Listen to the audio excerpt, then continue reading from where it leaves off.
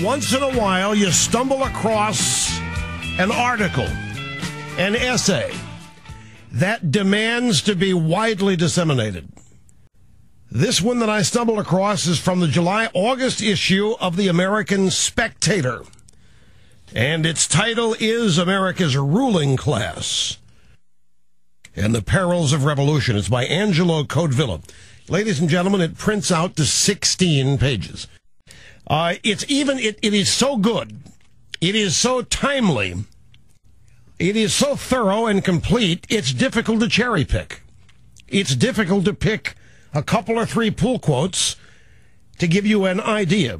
And the reason this appeals to me is that it dovetails with something that I have been for 20 years been trying to explain on this program. And it's come to a head now with the election of Obama. And, for 20 years, I have gotten the question, Rush, why don't the Republicans do X? And I have struggled to come up with answers to this question. Every time I'm asked, I search for a different answer. Well, one of the things I've always settled on to try to explain to people is that people never really get out of high school. That the whole concept of the big clique and wanting to be part of it dominates everybody's life. The quest for power, the quest for acceptance, the quest to be in the in crowd, however it's defined. I've told you over the years, one of the reasons the Republicans are whatever the way they are in Washington is because Washington is a culture and a place that is run and dominated, not just politically, but socially. And I've always said that this is crucial to understand, because this is the big clique aspect. Washington is dominated politically and socially by Democrats, by the left.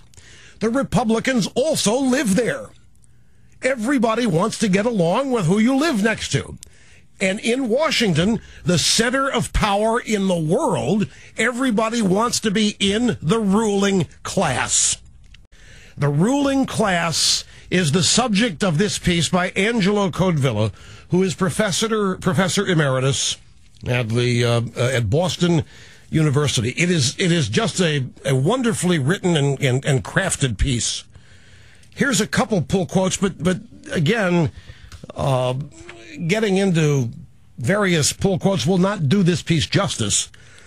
Today's ruling class, from Boston to San Diego, was formed by an educational system that exposed them to the same ideas and gave them remarkably uniform guidance as well as tastes and habits. And this resonated with me because in explaining Obama to everyone, I said, this is how he was raised. This is how he was educated. This is what he believes. America is the problem in the world. So do members of the ruling class. The ruling class, it's important to understand, is not based on merit. In fact, the ruling class contains many educational failures. People who would otherwise have flunked out of college were it not for their connections to others in the ruling class. Another pull quote. Getting into America's top schools is less a matter of passing exams than of showing up with acceptable grades and an attractive social profile. Since the 1970s, it has been virtually impossible to flunk out of American colleges. And it is an open secret that the best colleges require the least work and give out the highest grade point averages, which explains in part why we've never seen Barack Obama's transcripts or his writings or anything else from Harvard or the Harvard Law Review, because they don't exist. He was put in that position for reasons having nothing to do with merit. And the people in the ruling class do not rise on the basis of merit. They rise on the basis of connections, saying the right things, thinking the right things, doing the right things according to the code that is established. We, in what Mr. Codevilla calls the country class, meaning not the hick class, but the country. We are the country.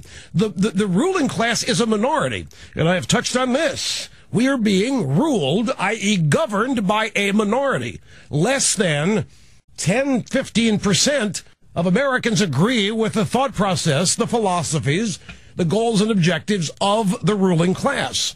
And we in the country class, we believe in merit. We rise or fall based on merit.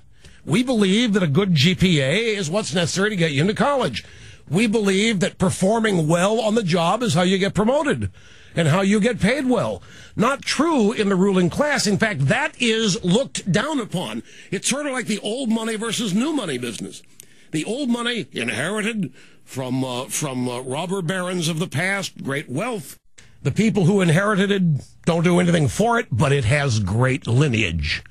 People who have earned great wealth, rather than have inherited it, are shunned by the old money people because it's working class to have earned money.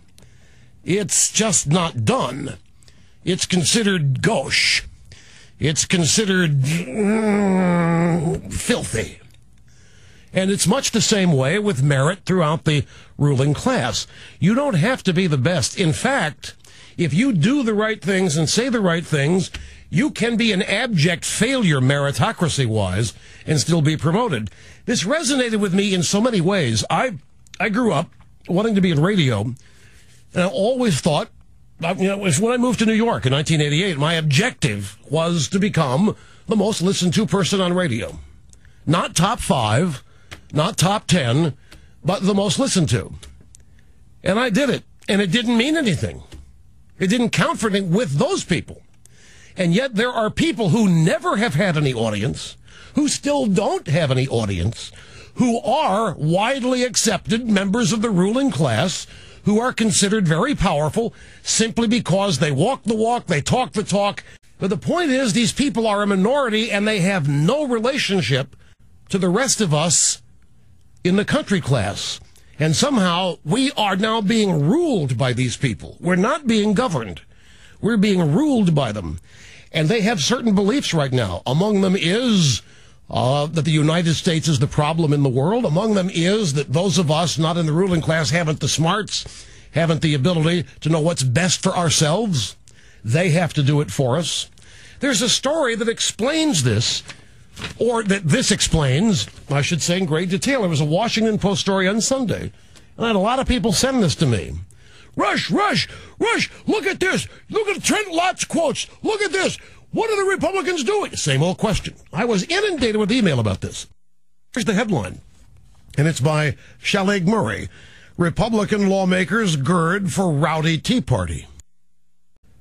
So who wants to join Rand Paul's Tea Party caucus? Senator Bob Corker, Republican Tennessee, said, I don't know about that. I'm not sure I should be participating in this story. Republican lawmakers see plenty of good in the Tea Party, but they also see reasons to worry. The movement, which has ignited passion among conservative voters and pushed big government to the forefront of the election debate this year, has also stirred quite a bit of controversy. Voters who don't want to privatize Social Security or withdraw from the United Nations could begin to see the Tea Party and the Republican Party as one and the same. Rand Paul, the GOP Senate nominee in Kentucky, floated the idea of forming an official caucus for Tea Party-minded senators in an interview in the National Review as one way he would shake up Washington. Michelle Bachmann, one of the movement's favorite incumbents, filed paperwork on Thursday to register a similar group in the House to promote Americans' call for fiscal responsibility, adherence to the Constitution, and limited government. And there you have the Tea Party. And that threatens establishment Republicans. And people say, why? How in the world could this threaten established Republicans? We think this is the ticket to victory. We think there's never been a greater opportunity to contrast what we believe with what is happening.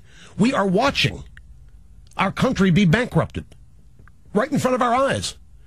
And they're smiling and laughing at us while they do it. And the Republicans, in one degree, to one degree or another, are joining in.